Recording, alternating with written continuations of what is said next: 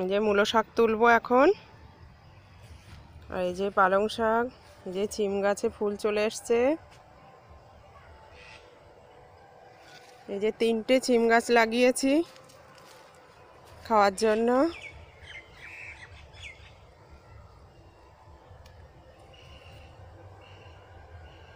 এই যে টমেটো গাছ লাগিয়েছি, টমেটো গাছেও ফুল চলে এসছে। আর সর্ষে গাছের জন্য গাছগুলো ভালো হচ্ছে না। আর এই যে পালং শাক।